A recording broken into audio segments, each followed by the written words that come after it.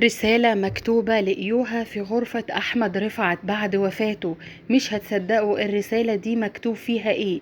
واعترف باعترافات كان نفسه يقولها وهو حي. والدته عثرت على تلك الرسالة وقالت هي دي المستند اللي هيجيب لي براءة ابني، لدرجة كمان انه كاتب وصية وبيقول أرجوكم نفذوا الوصية دي. ايه هي مضمون الرسالة وايه اللي والدة احمد رفعت قالته عن ابنها في هذه الرسالة؟ تعالوا نشوف بالصوت وبالصورة كل تفاصيل رسالة احمد رفعت بعد وفاته. بس في البداية خلينا الاول نعطر فمنا بذكر الله والصلاة والسلام على رسولنا الكريم، وما ننساش ندعي لاحمد رفعت بالرحمة والمغفرة.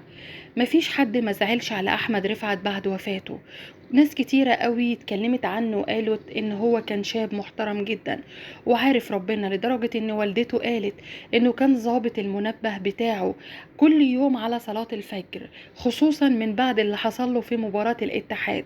وقال ربنا عمل معايا حاجات كتير لازم اديله حقه، على الرغم ان الاطباء كانوا دايما يقولوا له لازم تاخد حقك من الراحة ومن النوم، بس كان بيقول انا قمت من الموت ازاي موفيش حق ربنا عليا. دي كان كلام والدته اللي قالته عنه، اللي والدته حاليا بتعيش في حالة من الصدمة، حالة من الانهيار، مش قادرة تصدق. طول الوقت كانت قاعدة في غرفة ابنها ما بتخرجش منها ابدا، لحد ما قررت انها تدور على اي حاجة في الغرفة.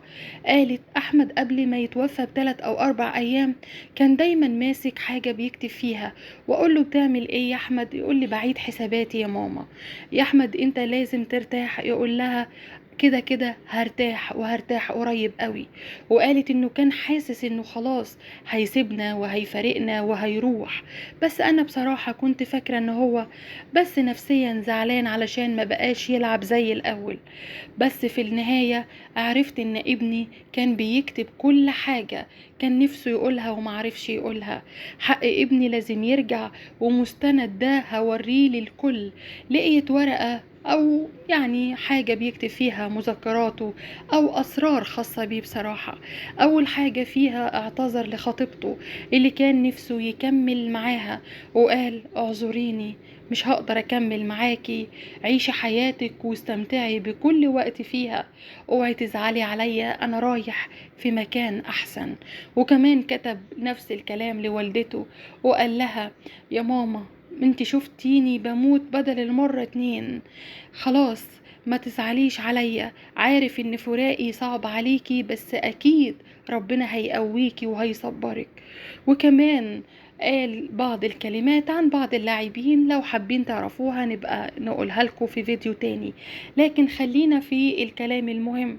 قال اسماء معينة ان هي اللي خدعته وظلمته، قال على كل التفاصيل الخاصة بالتجنيد، كل التفاصيل اللي حصلت له في رحلته في الامارات، كل حاجة. والدته قالت ان ده المستند اللي انا هقدمه لما تتعمل قضية وتبقى قضية رأي عام علشان حق ابني يرجع. انا لازم اعمل المستحيل علشان حق احمد ابني ما يترميش في الارض. وعلى فكرة ابني فيه زيه كتير، لدرجة ان هو قال بعض الاسماء اللي بيحصل فيها زي اللي حصل له، بس الله اعلم هيحصل ليهم ايه او ايه اللي هيكون معاهم. ادعوا له بالرحمة لو سمحتم.